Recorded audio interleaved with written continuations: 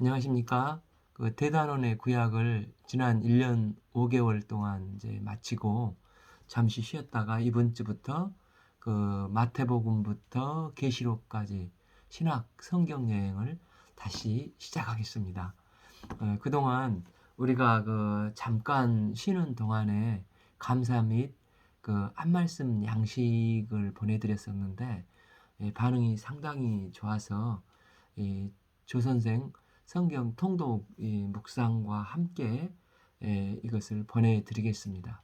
저희 그 아침 성경 통독 묵상은 제가 일주일에 한 3번, 4번 이게 올려드리는데 그 매 한 말씀 한 말씀 빠뜨리지 않고 증거를 합니다. 때문에 부득이하게 그 새벽 기도를 참석하지 못한 분들이 이 자료를 새벽 기도용으로 사용할 수도 있고, 또 메시지를 들으면서 색연필을 준비해서 이렇게 밑줄을 그어가면서 읽으면 도움이 많이 되는 것 같습니다. 그래서 오늘 말씀은 이제 마태복음 서론과 마태복음 1장 1절에서 25절 말씀을 읽겠습니다. 요절 1장 23절 보라 처녀가 잉태하여 아들을 낳을 것이요 그 이름은 임마누엘이라 하리라 하셨으니 이를 번역한 즉 하나님이 우리와 함께 계시다 함이라. 아담이 범죄함으로 죄가 인간의 몸에 들어왔습니다. 이 죄로 인해서 인간은 이 홀리 스피릿인 거룩하신 하나님과 죄지은 인간의 담이 생겨 단절이 되었습니다. 하나님은 이런 죄의 담을 헐기 위해서 창세기 3장 15절 하나님과 바른 관계성을 회복할 여자의 후손 구원자 메시아를 보내주시겠다고 약속을 하셨습니다. 하나님은 아브라함을 택하셔서 장차 내 씨로 말미암아 천하 만민이 복을 받을 것을 말씀을 하시면서 영원한 언약을 주셨습니다. 하나님은 택하신 백성 이스라엘이 제사장 나라가 되기를 원하시고 그들에게 여러 선지자들과 주의 종들을 통해서 줄기차게 구원자 메시아를 보내실 것을 약속하셨습니다. 구약의 마지막 말라기 시대에 백성들은 약속이 더뎌지니까 이 약속을 믿지 못하고 하나님의 사랑을 회의하고 불신하였습니다. 이때 하나님께서 말라기서 1장 2절 여호와께서 이르시되 내가 너희를 사랑하였노라 하나 너희는 이르기를 주께서 어떻게 우리를 사랑하셨나이까 하며 눈멀고 병든 짐승을 형식적으로 예배 드림으로 구약 성경이 끝이 납니다. 그리고 나서 구약 중간기 400년 영적 암흑기가 시작되는데 이 기간 하나님은 한 말씀도 계시하지 아니하시고 침묵을 하셨습니다. 그러나 하나님은 이 기간 세상 역사를 사용하셔서 언약된 메시아를 보내시기 위한 준비 기간을 가지셨습니다. 알렉산더 대왕을 들어쓰셔서 헬라 문화와 언어를 통일시키시고 헬라어로 기록된 성경이 세계 각처로 퍼져나가도록 유럽 전체를 통일한 로마의 도로를 통해서 복음이 세계로 뻗어나가도록 길을 예비해 놓으셨습니다. 드디어 하나님의 때가 참에 약속하신 대로 독생자 예수님을 이 땅에 보내주셨습니다. 이는 구약 백성이 하나님이 어떻게 우리를 사랑하셨나이까 하시는 대답으로 내가 메시아를 보내주심으로 너희를 이렇게 사랑하였노다 약속하신 언약을 신실하게 성취하셨습니다. 신약성경 4복음서 중에 마태, 누가, 마가를 공관복음이라고 하지 않습니까? 그들이 보지 못하고 안 다루는 부분을 기록하고 있는 부분을 요한복음입니다. 예수님의 공생애를 4복음서로 기록한 것은 동서남북 이 다양한 관점에서 기록된 내용을 우리에게 소개해 주심으로 예수님의 진정한 모습은 어떤 분이신가? 우리가 주님을 제대로 바라보고 온전한 믿음을 갖도록 하는 게 그 목적이 있다고 할 수가 있습니다. 이 마태복음의 저자 마태의 주된 강조점은 유대인들에게 증거를 하고자 기록을 하였습니다.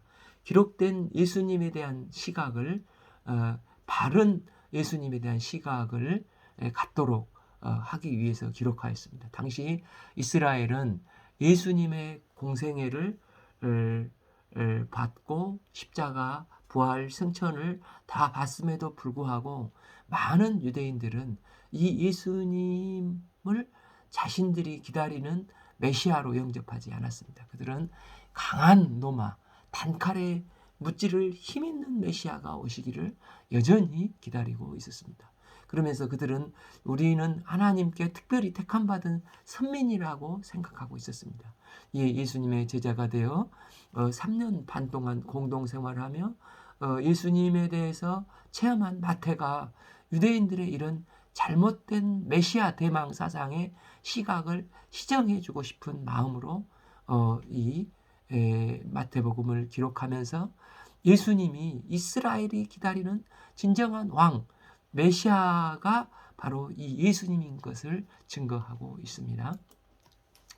때문에 우리는 마태복음을 읽으면서 첫 장이 이게 족보로 기록되어 있지 않습니까? 그래서 처음 성경을 접할 때는 졸리고 따분하고 그러는데 유대인들은 처음 이 책을 접할 때부터 매우 설득력이 있고 공감하기 때문에 제일 앞에 족보를 배치했습니다. 1. 아브라함과 다윗의 자손 예수 그리스도의 계보라. 17. 바벨론으로 사로잡히러 간 후 그리스도까지 14대더라. 이 족보의 핵심은 예수 그리스도이신 것을 말하고 있습니다. 첫 번째와 마지막 절에 예수 그리스도 수미 상관으로 배치해서 족보 전체를 감싸고 있습니다. 내용은 약속과 성취로 하나님의 말씀은 100% 이루어진다는 것입니다. 그래서 구원과 생명은 오직 그리스도, 시작도 예수, 끝도 예수라는 것입니다. 1.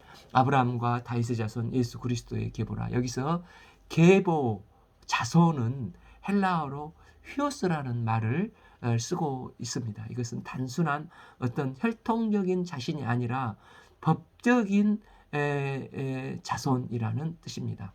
본래 생물학적인 자손은 테크논이라는 것을 쓴다고 합니다. 그런데 여기서는 아브라함과 다윗의 자손 테크논 예수 그리스도라 하지 않고 휘오스 예수 그리스도로 법적인 후손으로 쓰고 있습니다. 이는 하나님께서 아브라함에게 창세기 22장에서 내 씨로 말미암아 천하 만국이 이 복을 받을 것이라 하셨고, 다윗에게는 역대상 28장 7절에서 이새의 줄기에서 날 자가 그 나라를 영원히 견고케 하리라 하시면서 메시아를 보내주시겠다고 약속의 말씀을 주셨지 않습니까? 그래서 이를 이룰 자가 생물학적인 자가 아니라 법적인 계보인 휘옷으로 이루어진 분이 바로 예수 그리스도라는 것입니다.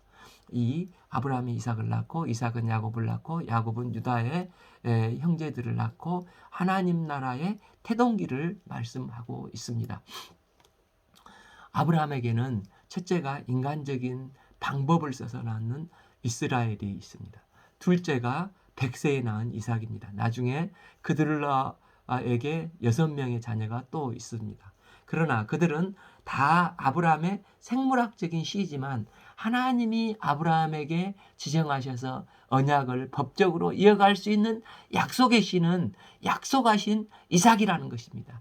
이삭의 장자는 에서인데, 그런데 하나님은 그 장자라고 해서 그에게 법적인 계보를 잇도록 하지 않으시고 영적인 축복은 둘째인 야곱에게 흘러갔습니다. 에서는 영적 축복을 경홀히 여겨서 팥죽 한 그릇에 팔았지만 야곱은 무엇보다도 영적인 축복을 소중하게 여겼습니다. 또한 야곱의 장자는 영순이인 르벤이 돼야 되지 않습니까? 그런데 그는 서모 비라와 통관을 했고, 두 번째 후보는 레위와 시몬일 수가 있는데 세겜성 살인사건을 그들은 저지르지 않습니까? 그리고 넷째 유다가 베냐민을 살리고자 자신을 인질로 잡혀가겠다고 해서 하나님은 그의 그 마음, 그의 자세를 보고 사순이인 유다를 통해서 장자권의 홀이 이어지도록 하셨습니다. 사실 야곱이 제일 사랑한 자식은 요셉이었지 않습니까? 하나님의 택함은 이런 생물학적 장자에게나 인간적인 정에 따라 흘러가는 게 아님을 보여주고 있습니다. 다윗도 역대상 3장을 보면 자녀들이 18명이나 있었습니다. 첫째가 이복 동생을 간음한 암논이고, 둘째가 다니엘, 셋째가 압살롬인데 솔로몬은 10번째였습니다. 왕이 계승해 10순위가 계승을 하게 된 것입니다. 누구도 상상하지 못한 일인데 하나님은 다윗의 법적인 언약의 축복이 열째 솔로몬을 통해서 계승되도록 하셨습니다. 그래서 유대인들이 아브라함, 다윗 자손이라 하며 선민의식에 사로잡혀 니네들은 자랑할지 모르지만 잘 봐라. 메시아는 육신의 장손이 기준이 아니고 인간들이 편법으로 동원해서 태어난 것도 아니고 다만 하나님의 전적인 주권, 우리 인간편에서는 은혜로 그 후손의 씨를 통해서 이루어진 것을 분명히 선포하고 계시는 것입니다. 이 족보는 유대인들이 가지고 있던 전통적인 선민의식들을 과감하게 깨뜨리면서 메시아의 탄생 소식을 증거하고 있는 것입니다.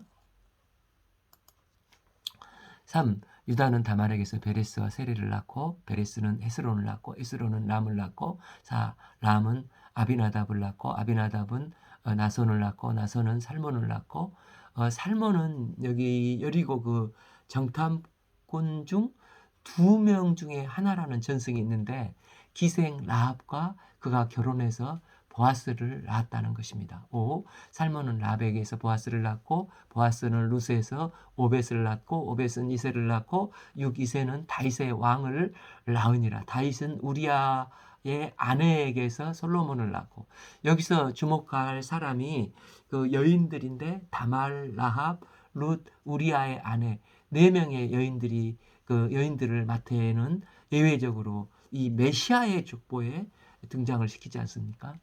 다말은 창세기 38장에서 보면 유다의 이 대가족에서 이탈을 해서 가나안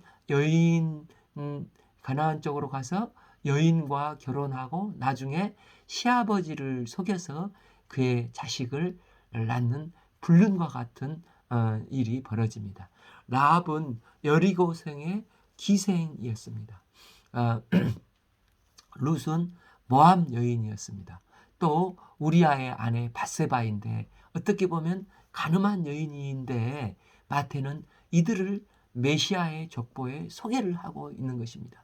이스라엘 사람들은 족보를 매우 중요시 여기고 선민의식에 사로잡혀서 메시아가 오시면 더 뛰어난 존재가 되어야 한다고 생각하고 있는데 이 메시아의 족보에 이 정체불명의 이방 여인들과 죄인들을 등장시키고 있는데 그 이유가 무엇입니까?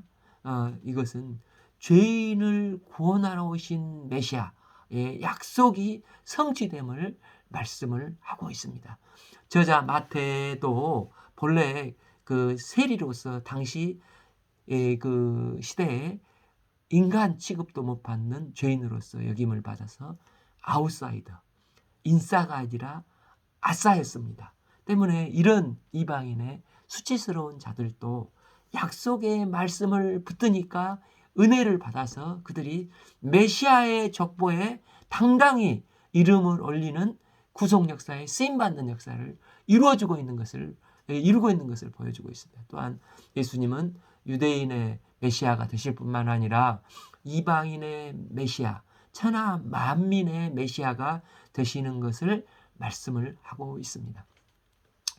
그 다음은 이제 다윗 때부터 다윗의 왕조의 전성기, 이 쇠퇴기가 이 14대가 이어지고 있습니다. 6비 다윗은 우리아의 아내에게서 솔로몬을 낳고 7 솔로몬은 르호보암을 낳고 르호보암은 야비야를 낳고 아비야는 아사를 낳고 8 아사는 여호사밧을 낳고 여호사밧은 요람을 낳고 요람은 우시야를 낳고 9 우시야는 요담을 낳고 요담은 아하스를 낳고 아하스는 히스기야를 낳고 10 히스기야는 므낫세를 낳고 므낫세는 아몬을 낳고 아몬은 요시야를 낳고 11 바벨론으로 사로잡혀 갈 때 요시야는 여고냐 그의 형제를 낳느니라. 여기서 그 여고냐는 요시야에게 그 세 아들이 있지 않습니까? 세 아들 중에 첫 번째인 여호야김의 아들 여호야긴 이제 3개월 동안 통치를 하다 바벨론의 포로로 끌려갔는데 그가 그 여고냐입니다. 그를 정통으로 유대인들은 인정을 하고 삼촌인 그 유대의 마지막 왕 두 아들이 목이 잘리고 두 눈이 뽑혀서 갈고리에 끌려간 그 시드기야를 유대인들은 정통으로 인정하지 않습니다. 그 다음에 바벨론 포로로기부터 예수님까지 14대로 회복기를 기록하고 있습니다. 12 바벨론으로 사로잡혀간 후에 여고냐는 스알디엘을 낳고 스알디엘은 스룹바벨을 낳고 이스라엘 이 스룹바벨이 그 다윗의 후손입니다. 1차 포로 귀환 때 이 포로 귀환을 이끌었던 지도자가 스룹바벨, 2차 에스라, 3차 느헤미야이지 않습니까? 13 스룹바벨은 아비웃을 낳고 아비웃은 엘리야김을 낳고 엘리야김은 아소르를 낳고 14 아소르는 사독을 낳고 사독은 아킴을 낳고 아킴은 엘리웃을 낳고 15 엘리웃은 아사를 낳고 엘리아살은 mat단을 낳고 mat단은 야곱을 낳고 16 야곱은 마리아의 남편 요셉을 낳으니 마리아에게서 그리스도라 칭하는 예수가 나시니라. 17 그런즉 모든 대수가 아브라함으로부터 다윗까지 14대 다윗으로부터 바벨론으로 사로잡혀 갈 때까지 14대 바벨론으로 사로잡혀 간 후부터 그리스도까지 14대더라. 이스라엘 백성들은 이 족보를 3번에 걸쳐서 14대 구분을 해서 중요한 사람만 편집한 것을 다 알고 있습니다. 이것을 게마트라고 한다고 하는데 히브리 알파벳에는 자음만 있지 않습니까?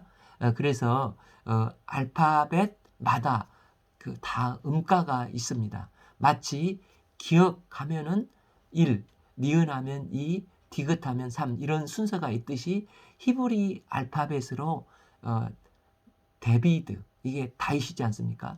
DVD라고 이렇게 쓰는데 D에 해당하는 음가가 4, V에 해당하는 음가가 6, D에 해당하는 음가가 4 이걸 다 합하면 14로 유대인들은 왜 14대씩 이렇게 구분해서 뽑았는지 다 안다는 것입니다. 그래서 이 족보의 중심에 다비드, DVD, 이 다윗이 있구나. 다윗이 핵심이구나. 그래서 예수님은 다윗의 후손으로 오신 메시아이심을 유대인들에게 강조하고 있다는 것입니다. 사무엘상 7장 12절에서 16절을 보면 내 씨를 영원히 견고케 하리라 해서 그 씨가 단수이지 않습니까? 마치 이 창세기 3장 15절 여자의 후손도 단수, 창세기 22장 18절 내 씨도 다 복수가 아닌 단수이지 않습니까? 한 사람 단수로 약속을 하셨지 않습니까? 그래서 이 다윗 언약이 쭉 진행되면서 결국 그 씨가 예수 그리스도께서 왔을 때 그 씨는 다윗의 후손 메시아라는 것을 잊지 말라. 예수님이 당신들이 기다리는 메시아라는 것입니다. 이거 다윗으로부터 1000년이 지났지만 약속하신 하나님의 언약이 마침내 신실하게 이루어지셨듯이 하나님의 말씀은 반드시 이루어지는 것입니다. 그럼 다윗의 자손 예수 그리스도는 어떻게 태어나셨습니까? 18 예수 그리스도의 나심은 이러하니라. 그의 어머니 마리아라. 요셉과 마리아 요셉과 약혼하고 동거하기 전에 성령으로 잉태된 것이 나타났더니 성령으로 잉태되었다는 것입니다. 이것은 이례적인 인류 역사상 이례적인 사건입니다. 예수를 안 믿는 사람은 창조 신앙을 못 믿고 부활 신앙을 못 믿고 동정녀 탄생을 못 믿는다고 합니다. 그러면 아무것도 안 믿는 것이 되는 것입니다. 그래서 하나님만이 하실 수 있는 가장 기적 중에 기적이 이 창조신앙과 부활신앙과 동정녀 탄생 신앙입니다. 이 3대 축은 오직 전능하신 하나님만이 하실 수 있는 것입니다. 그런데 요셉에게 지금 이 일이 닥친 것입니다. 19. 그의 남편 요셉은 의로운 사람이라 그를 드러내지 아니하고 가만히 끊고자 하여 요셉은 도저히 이해할 수가 없었습니다. 그러나 요셉은 의로운 자로 그걸 드러내거나 까발리거나 불명예를 주지 않고 가만히 끊고자 했다는 것입니다. 이스라엘에는 두 가지 법이 있습니다. 처녀가 음행을 하다 들키거나 임신을 하다 들켰을 때 신명기 22장 21절을 보면 잔인하게 돌로 쳐 죽였습니다. 신명기 24장 1절에서는 결혼했으면 이혼 증서를 써서 내보냈습니다. 정원은 잠을 자지 않았지만 법적으로는 이미 결혼한 것이기 때문에 마리아의 잉태 소식을 접한 정혼한 요셉에게는 얼마나 큰 충격이었겠습니까? 요셉은 이 일을 도대체 이해할 수가 없었습니다. 요셉은 이 일을 어떻게 해야 되는가 고민하다가 조용히 이혼 증서를 써서 끝내고자 기도하면서 고민하다가 잠이 들었습니다. 20절 이 일을 생각할 때 주의 사자가 현명하여 이르되 다윗의 자손 요셉아 아내 마리아 데려오기를 무서워하지 말라. 그에게 잉태된 자는 성령으로 된 것이니라. 성령께서 요셉에게 마리아를 정결한 사람으로 성령으로 잉태된 것이고 하나님께서 성령으로 잉태케 하셨다는 것입니다. 20일 마리아 아들을 낳으리니 그 이름을 예수라 하라.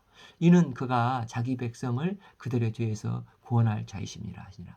이 땅에 오실 메시아가 하실 가장 중요한 일은 거룩하신 이 홀리 스피릿인 하나님과 죄지은 인간 사이에 가로막고 있는 이 죄의 담을 해결해야 하는 것입니다. 그래서 예수님의 이름이 자기 백성을 그들의 죄에서 구원할 자이심이니라 말씀을 하십니다. 22.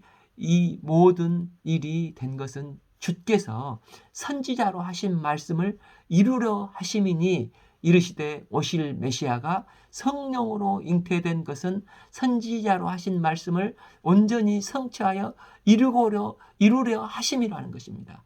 구약, 오래된 약속, 이 구약의 수많은 약속의 말씀을 이루려고 이제 그 메시아가 성령으로 잉태됐다는 것입니다. 이것은 선지자들이 하신 말씀을 온전히 성취하고자 하심입니다. 하나님께서는 이사야 7장 14절을 통해서 미리 BC 800년 전에 오실 메시아를 예언해 놓으셨습니다. 23절 보라 처녀가 잉태하여 아들을 낳을 것이요 그 이름은 임마누엘이라 하리라 하셨으니 이를 번역한즉 하나님이 우리와 함께 계시다 함이라.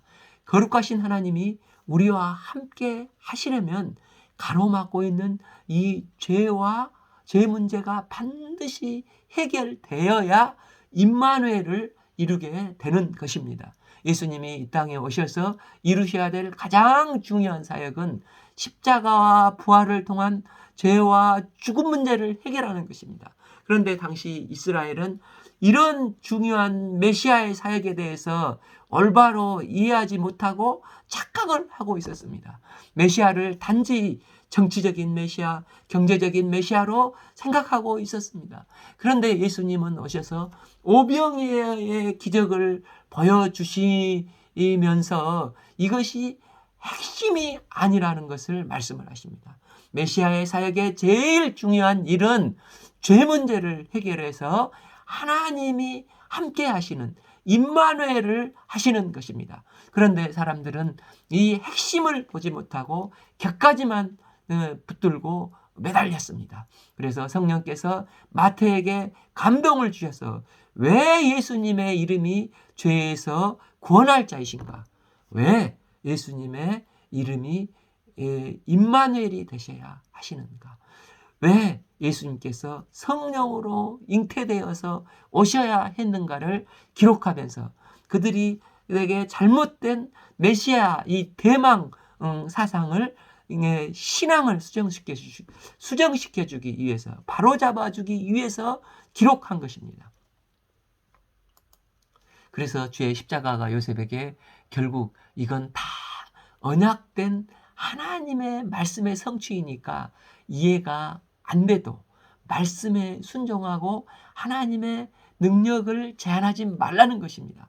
그랬더니 요셉이 이걸 단순히 믿고 믿음으로 받아들였습니다. 24 요셉이 잠에서 깨어 일어나 주의 사자가 분부를 행하여 그의 아내를 데려왔거늘 25 아들을 낳기까지 동침하지 아니하더니 나음에 그 이름을 예수라 하니라. 옛날 그 코미디언 가운데 구봉서 씨가 있지 않았습니까?